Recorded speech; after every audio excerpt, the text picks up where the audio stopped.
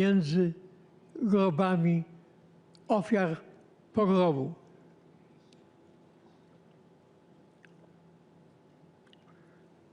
Kol ha'olam kulo, cały nasz świat, nasz świat.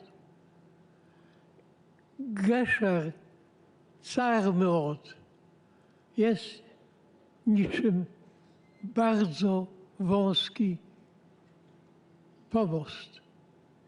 Wyhajikar, a co najważniejsze, lo lefachet klal, nie bać się wcale.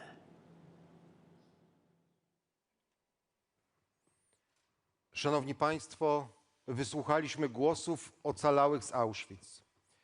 Przez tegoroczne obchody poprowadzi nas także szczególne świadectwo.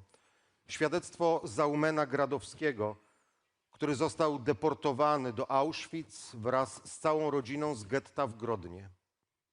Jego najbliżsi, w tym rodzice i żona, zostali zamordowani w komorach gazowych natychmiast po przybyciu do obozu. Zaumen został wcielony do Sonderkommando, czyli specjalnej grupy więźniów zmuszonych do pracy w komorach gazowych i krematoriach. Chcąc poinformować świat o zagładzie, nielegalnie sporządzał notatki, które stały się wstrząsającym literackim zapisem tragedii. O odczytanie jego świadectwa proszę pana Michała Żebrowskiego.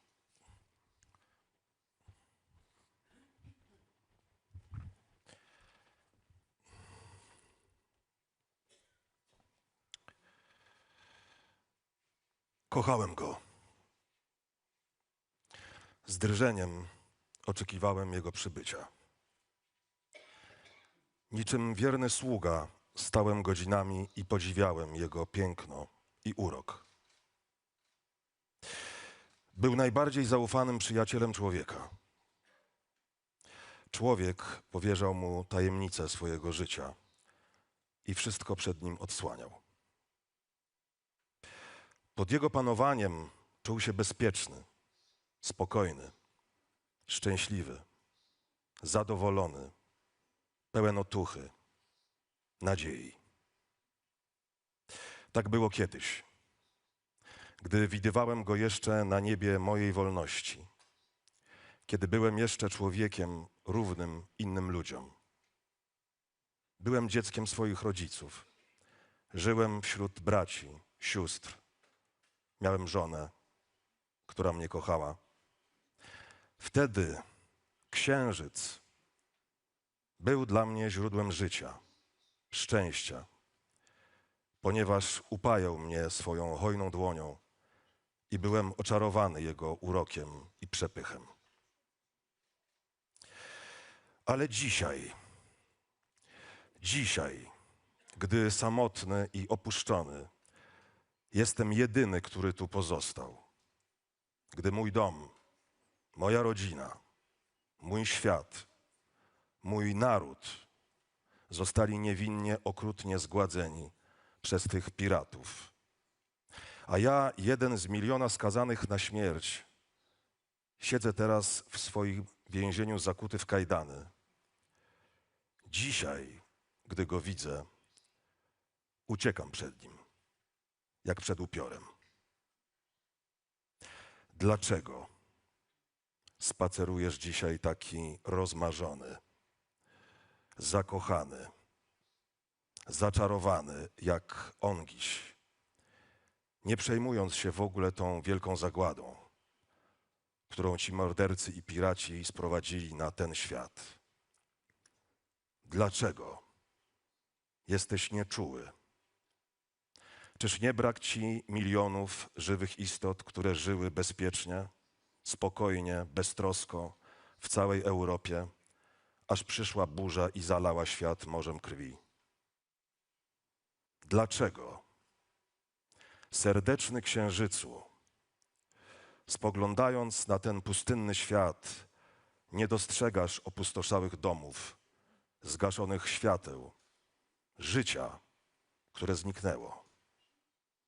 Dlaczego, księżycu, nie czujesz straszliwego smutku, który ogarnął świat. Przyjdź tu, Księżycu. Rzuć spojrzenie twoich jasnych oczu na tę przeklętą, ciemną ziemię i zobacz. Czy widzisz, Księżycu, płomienie, które buchają z wysokości kominów ku niebu? To płoną dzieci mojego narodu, które jeszcze przed kilku godzinami żyły, a teraz w mgnieniu oka nie ma już po nich śladu. Przyjdź tu, Księżycu. Pozostań tu na zawsze. Usiądź na ławeczce żałobnej przy grobie mojego narodu i przynajmniej ty uroń nad nimi łzę, ponieważ nie pozostał tu już nikt, kto by ich opłakał. Niechaj twój jedyny promień, twoje żałobne światło wiecznie świeci nad grobem mojego narodu. To będzie dla nich świeca rocznicowa, którą tylko ty możesz zapalić.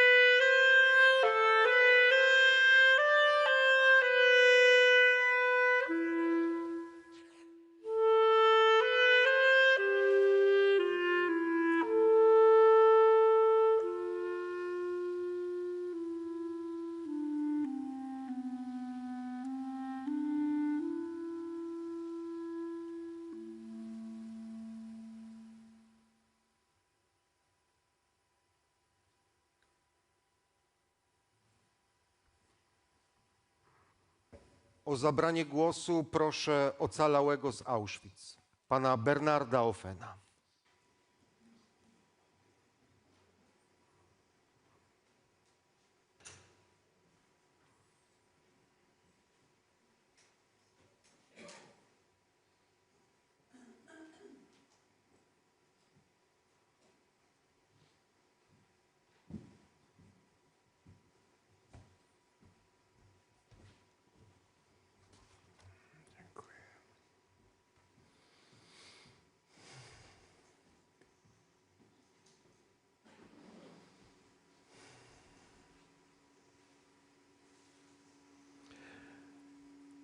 Dear survivors, friends, compatriots, and those who are listening and watching, my name is Bernard Offen.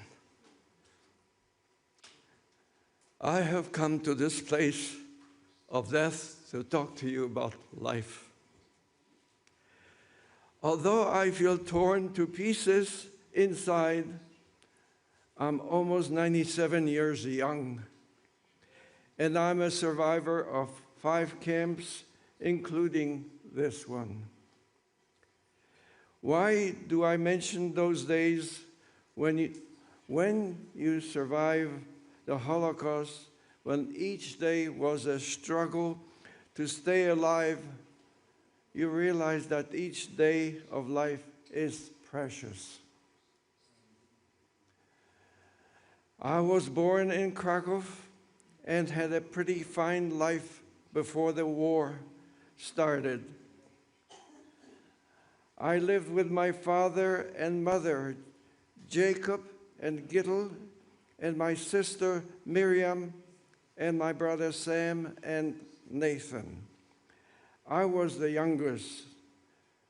Life for Jews in pre-war Krakow wasn't perfect, but it was pretty good. My family wasn't rich, but we had enough to eat, and for a little kid growing up next door to a chocolate factory, life was often sweet.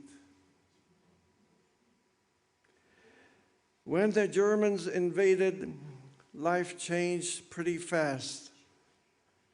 Our family didn't manage to stay together. I smuggled food into the Krakow ghetto. One day after returning, I learned from my father and my mother and sister had been taken from the ghetto. They disappeared. Later, I learned that they had been murdered in Belzec's death camp. After many months, I was separated from my father in Auschwitz. My father was sent to the left toward death, and I was sent to the right. I remember that moment, our eye contact, and the feeling that we were seeing each other for the last time.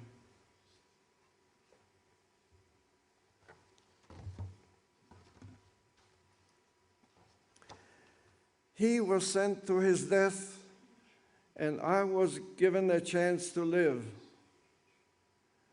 Then they tattooed a number on my forearm, and I was transferred to a transit camp. There, when I asked what happened to my father, my fellow prisoners replied that he was turned into smoke. It took me some time to understand what that meant. I saw how people died from hunger and torture. I heard sounds of suffering, gunshots, dogs. I could smell the stench of burning corpses and the stench coming from the latrines. I even denied it to myself what I heard, smelled, and felt. I was liberated from a death march from Dachau concentration camp along with other prisoners by the American Army. At that time, I thought I was alone. However, after some months of searching if any family members survived, I found my 2 brothers who had joined General Under's army in Italy and who didn't know that I survived. We lived for a few years in England before we located a distant relative in America who sponsored the 3 of us to come and start a new life in Detroit, Michigan. In varying degrees, we managed to put the Holocaust behind us, but I always felt that I had to confront unanswered questions that have never left me. My first visit back to Poland was in 1981. I visited Auschwitz and realized that part of my healing process would be telling my story, especially to young people. I have been coming back to Poland regularly and visited Auschwitz many times, always bearing testimony and reconnecting with people. I made movies and wrote books. I always was trying to focus on life and focus on love.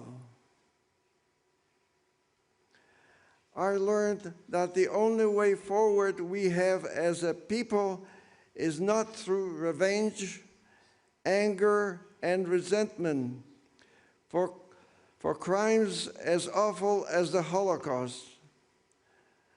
I had learned that the only way forward was through empathy, seeing the intrinsic value of every human being on the planet, and helping everyone uncover their self-worth. People always ask me how I survive. Was I clever or strong or lucky? I survived because people helped me. I call them my angels. My fellow prisoners helped me, Poles helped me, and even on occasion Germans helped me.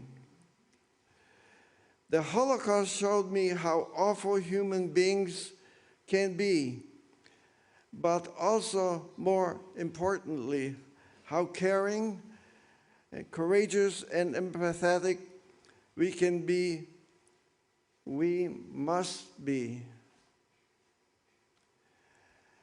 After 70 years in America, I decided a few years ago to move back to Poland. I didn't like the way things were going in America, and I felt I had more work to do in Poland, educating my fellow citizens. So now, once again, I live in beautiful Krakow. I have found my home again in Kazimierz, the Jewish quarter, and my second home in the Jewish Community Center. And somehow, in a world that sadly has not learned the lessons of the Holocaust, where anti-Semitism and other hatreds are on the rise, my Krakow hometown has become one of the easiest and safest places to be Jewish.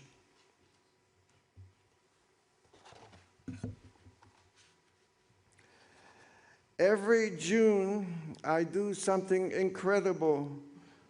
I get on a bicycle at the gates of Auschwitz-Birkenau and ride along with hundreds of others, Jews and non-Jews, from across the world.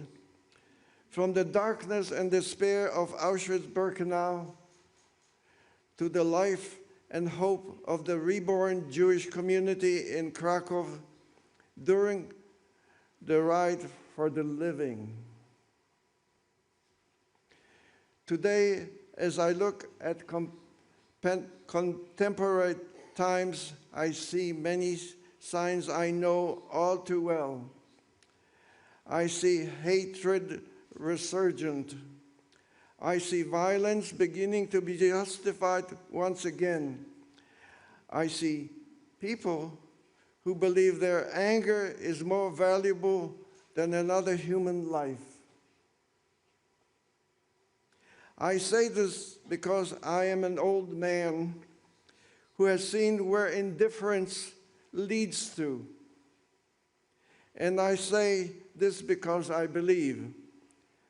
I truly believe that we can choose differently.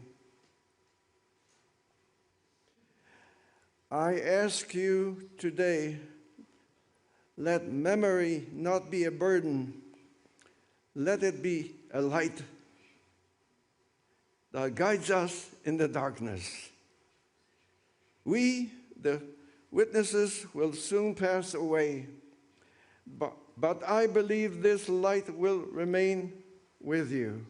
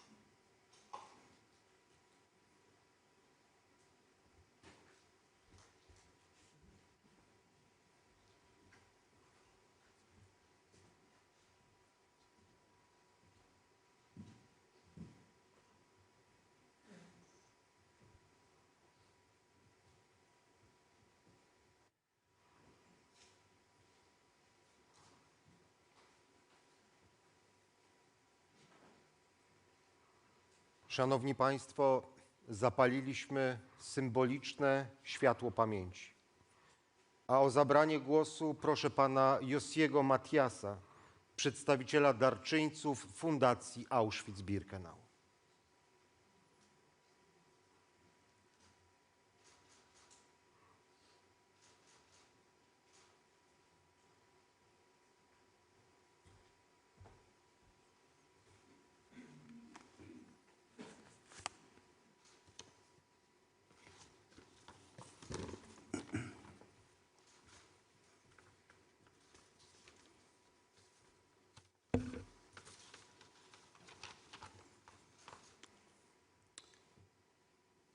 I'm standing here humbled before the survivors who represent millions who perished. Mr. President, Director Dr. Tsiwinski, member of the Diplomatic Corps, representatives of the Polish government, distinguished guests, I'm deeply honored to stand before you.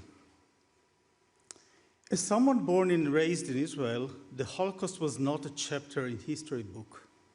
I was surrounded by survivors sharing their stories, by the shadows of families that were lost, and by the resilience of those who rebuilt. My grandparents and my wife's grandparents, born in Romania, Hungary, Poland, lost most of their family members in the Holocaust, including their parents, most of their siblings, with their spouses and young children, and numerous extended family members.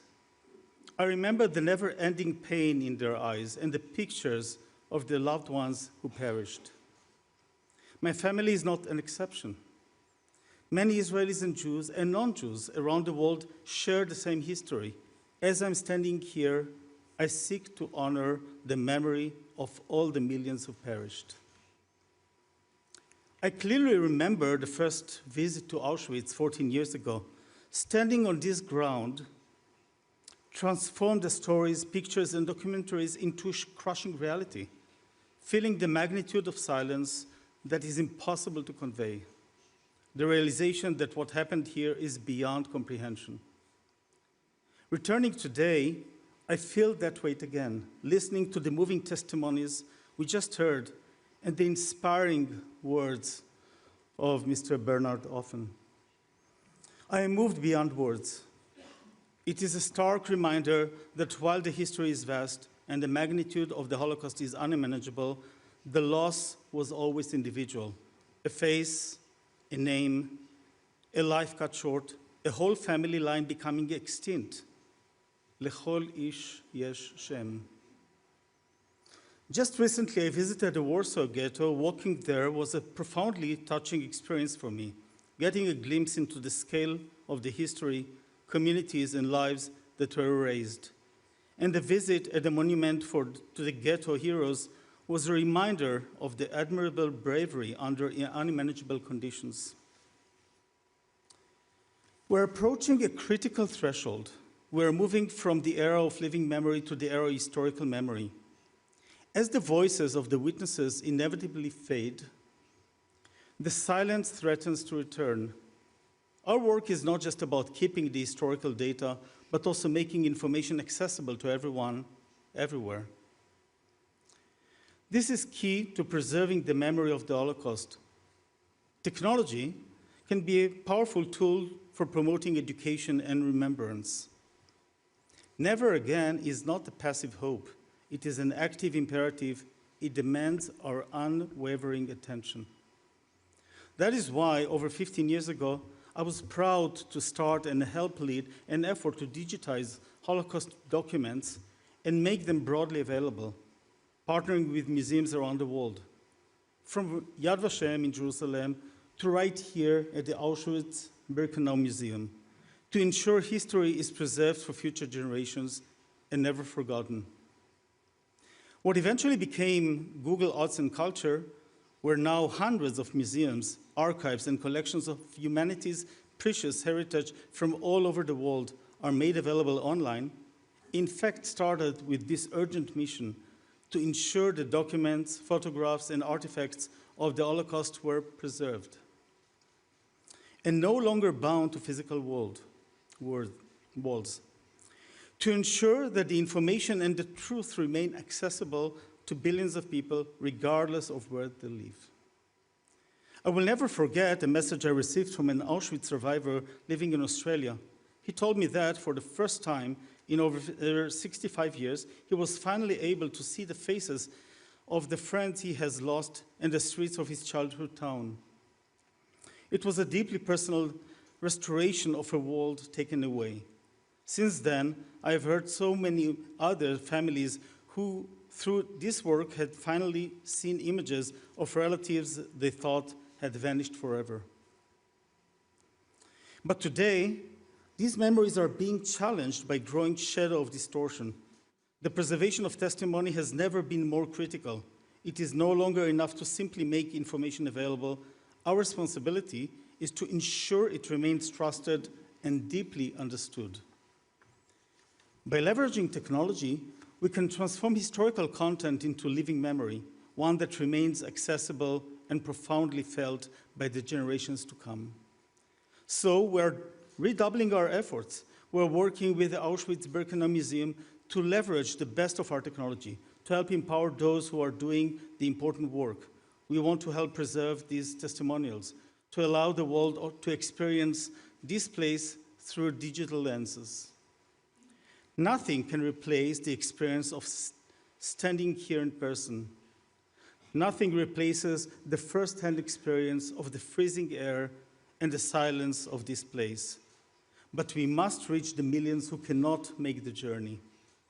We must ensure that a student in Buenos Aires or a researcher in Tokyo can bear witness with a sense of presence and immersion that was never before possible. We must make sure that everyone, everywhere, with a click of a button, can get a glimpse into the horror of this dark chapter in history. We must use every tool in our disposal, from data preservation to global education, to ensure that the message of this place remains clear, loud, and undeniable for every generation to come. And we should do that, and we should do what we can to help support the mission of Never Again. I want to especially thank the archivists and historians here and everywhere. You are the guardians of the evidence, and we are humbly here to provide tools that help you preserve it and share it with everyone around the globe.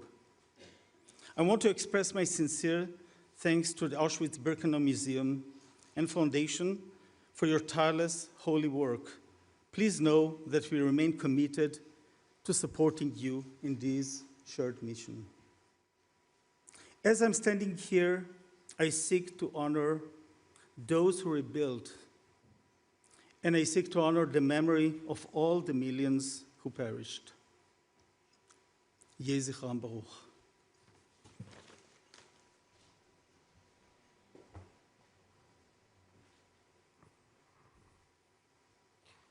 Szanowni Państwo, głos oddaję opiekunowi miejsca pamięci Auschwitz-Birkenau, panu dyrektorowi, doktorowi Piotrowi Cywińskiemu.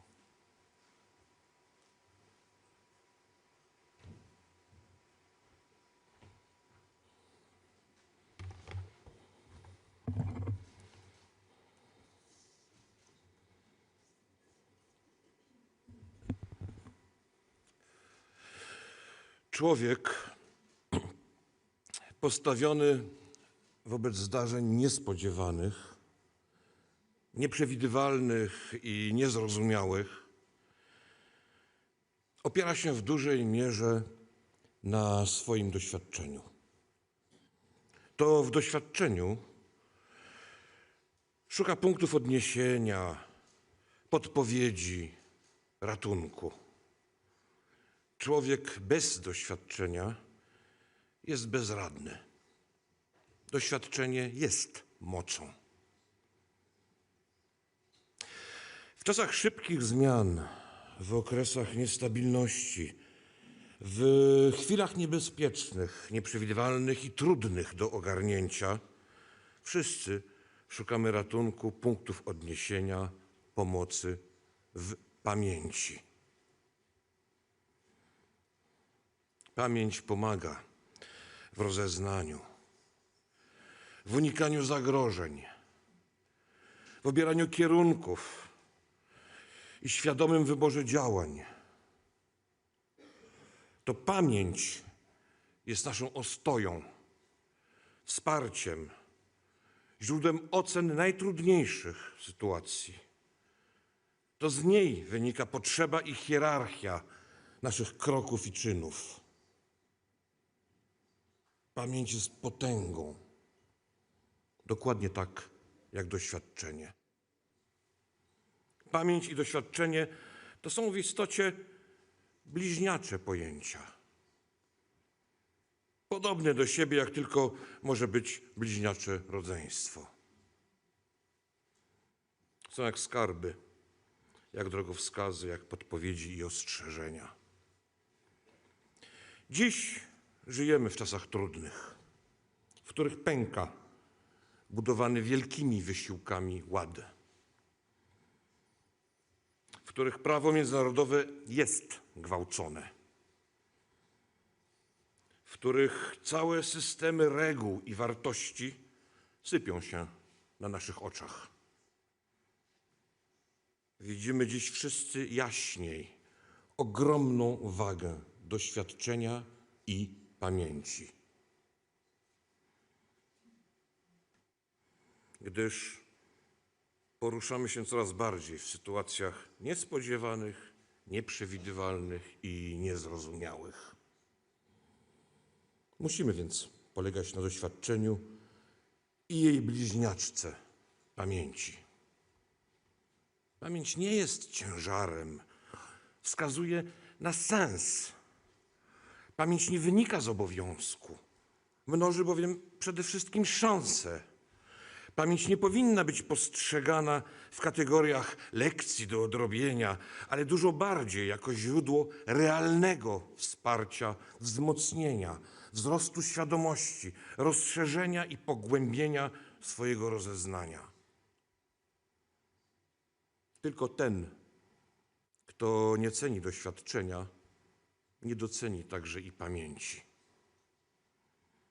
Wasze doświadczenie, drodzy, tak bardzo bolesne i trudne, tak okrutne i trudno wyobrażalne, stało się fundamentem naszej pamięci.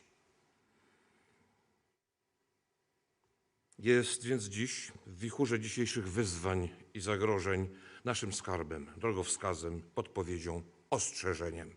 Jest naszą potęgą indywidualną i społeczną. Tylko każdy dzień powinien zaczynać się od poczucia wdzięczności naszej dla was ocalałych. Jeśli bowiem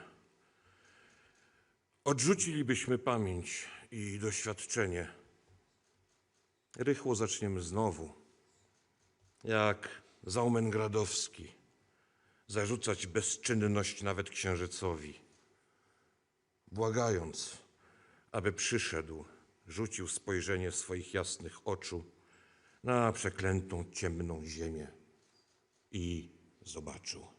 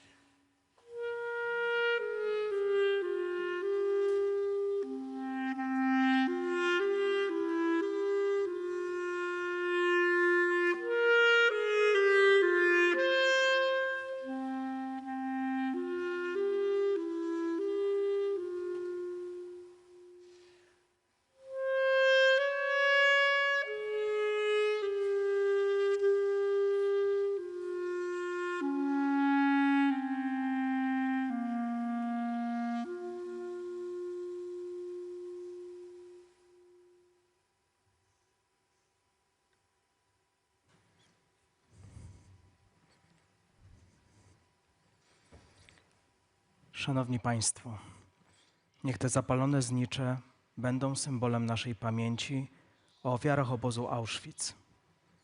W imieniu ocalałych do złożenia znicza zapraszam prezydenta Rzeczypospolitej Polskiej pana Karola Nawrockiego.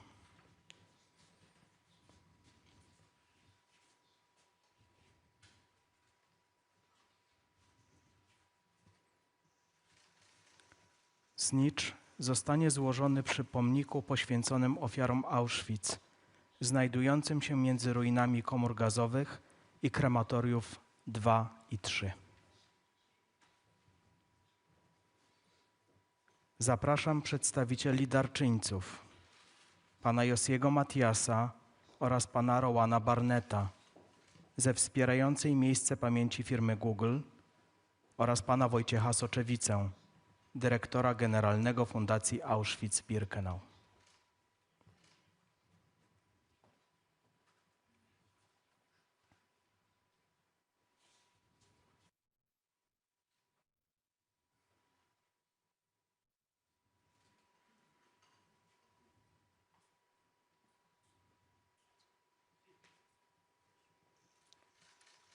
Znicz zostanie złożony przy pozostałościach tak zwanego Białego Domku, jednej z prowizorycznych komór gazowych utworzonych w pobliżu obozu Birkenau.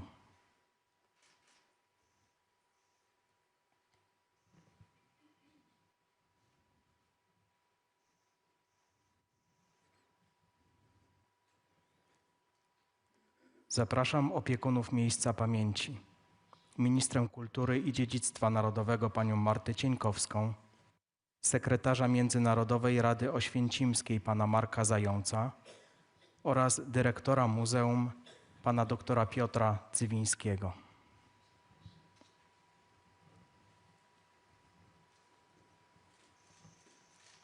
Znicz zostanie złożony przy ruinach komory gazowej i krematorium 4, podpalonego przez więźniów Sonderkommando podczas powstania, w czasie którego prawdopodobnie zginął Zaumengradowski.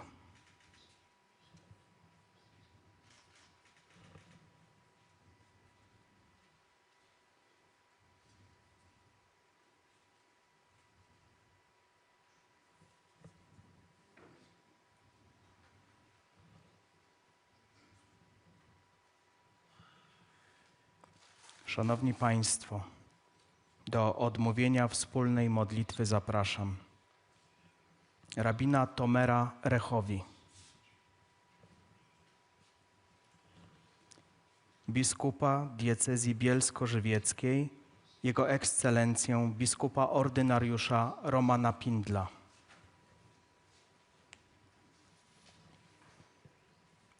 biskupa diecezji cieszyńskiej Kościoła Ewangelicko-Augsburskiego, Jego Ekscelencję biskupa Adriana Korczago, przedstawiciela Polskiego Autokefalicznego Kościoła Prawosławnego, księdza ichumena Aleksandra.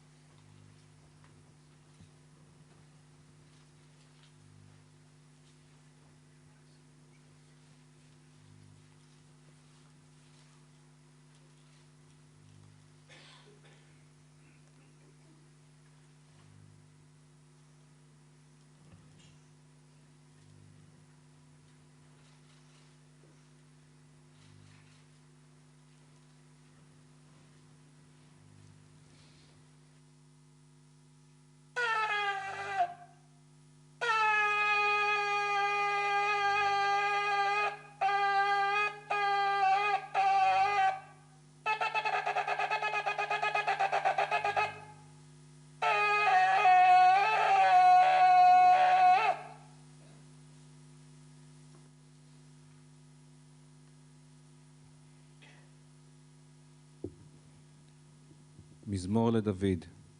אדוני רואי לא אחסר, בינו דשא ירביצני, על מי מנוחות ינעלני. נפשי ישובב, ינחני במעגלי צדק למען שמו. גם כי ילך בגץ על מוות, לא ירא רע, כי אתה עמדי. שבטך ומשענתך המה ינחמוני. תערוך לפני שולחן נגד צורריי. דשנת בשמן ראשי, כוסי רוויה. אך טוב וחסד רדפוני כל ימי חיי, ושבתי בבית אדוני לאורך ימים. אל מלא רחמים. אל מלא רחמים שוכן במרומים, דיין אלמנות ואבי יתומים. המצא מנוחה נכונה על כנפי השכינה, במעלות קדושים וטהורים, כזוהר הרקיע מאירים ומזהירים, לנשמות 6 מיליונים אחינו ואחיותינו, רבבות אלפי ישראל, אנשים, נשים וטף, שנהרגו, שנשחטו, שנשרפו, שנחנקו, שנקברו חיים ושהומתו בכל מיני מיתות משונות ואכזריות בידי הגרמנים הנאצים ועוזריהם, ושהלכו לעולמם על קידוש השם, בעבור שאנו מתפללים לעילוי נשמותיהם. לכן בעל הרחמים יסתירם בסתר כנפיו לעולמים, ויצרור בצרור החיים את נשמותיהם. בגן עדן תהיה מנוחתם, אדוני הוא נחלתם, וינוחו בשלום על משכבותם, ונאמר אמן. קדיש. יתגדל ויתקדש שמי רבה, בעלמא דברה קירותה, וימליך מלכותה, ויצמח פוגנה, ויקרב משיחה. חייכון וימכון וחיי דכל בית ישראל, בעגלה ובזמן קריב, ואמרו אמן. יהא שמי רבה מברך לעלם לעלמי עלמיה, יתברך וישתבח ויתפאר ויתרומם ויתנשא ויתהדר ויתעלה ויתעלל, שמי דקודשה בריחו, לעילה מן כל ברכתה שירתה שבחתה ונחמתה, דאמירן בעלמא ואמרו אמן. יש לומר רבה משמיה וחיים עלינו ועל כל ישראל ואמרו אמן. עושה שלום במרומיו וברחמיו יעשה שלום עלינו ועל כל עמו ישראל ואמרו אמן.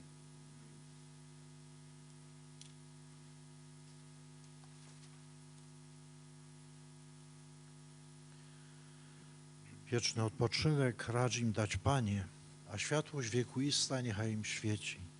Niech odpoczywają w pokoju wiecznym. Wszechmogący Boże, ponownie przed Twoim obliczem wspominamy tych, którzy na szczególnym miejscu kaźni bestialsko byli mordowani.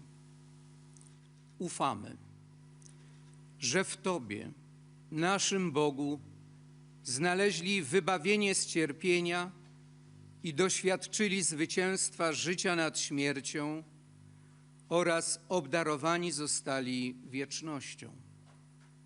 Wspomóż nas, abyśmy czerpiąc naukę z przeszłości, przezwyciężali w sobie wszelką niechęć do drugiego człowieka. Motywuj nas do życia w pokoju, zgodzie i miłości. Amen.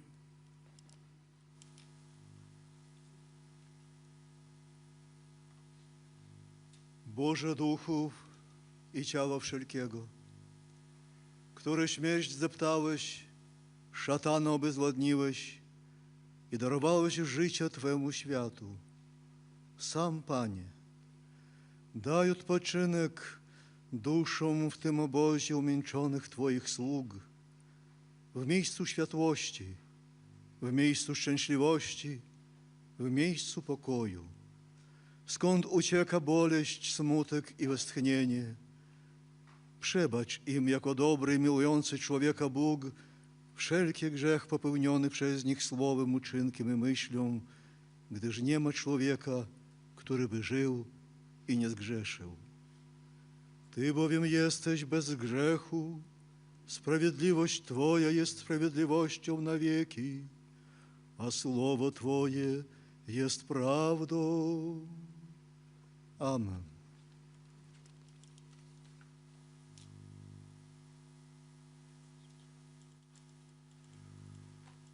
Jak łania pragnie wody ze strumieni, tak moja dusza pragnie Ciebie, Boże. Moja dusza tęskni za Bogiem, Bogiem żywym.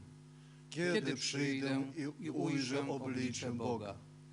Łzy stały się moim pożywieniem we dnie i w nocy, gdy cały dzień mnie pytają, gdzie jest Twój Bóg. Moja dusza rozczula się, gdy wspominam, jak kroczyłem w tłumie, idąc do domu Bożego, wśród głosów radości i dziękczynienia świątecznego orszaku. Dlaczego się smucisz, moja duszo? Czemu się we mnie trwożysz? Zaufaj Bogu, bo jeszcze będę Go sławił. On jest moim zbawieniem i Bogiem. Moja dusza dręczy się we mnie, więc wspominam Cię z ziemi Jordanu i Hermonu, z góry Misar. Otchłań wzywa otchłań hukiem Twoich wodospadów. Wszystkie fale i nawałnice przewaliły się nade mną. W dzień okazuje mi Pan swoją łaskę, a w nocy Mu śpiewam i modlę się do Boga mojego życia. Mówię do Boga, opoko moja, dlaczego mnie zapomniałeś? Czemu chodzę smutny? Czemu wróg mnie gnębi? Obelgi moich wrogów kruszą mi kości, gdy cały dzień mnie pytają, gdzie jest Twój Bóg? Dlaczego się smucisz, moja duszo? Czemu się we mnie trwożysz? Zaufaj Bogu, bo jeszcze będę Go sławił. On jest moim zbawieniem i Bogiem.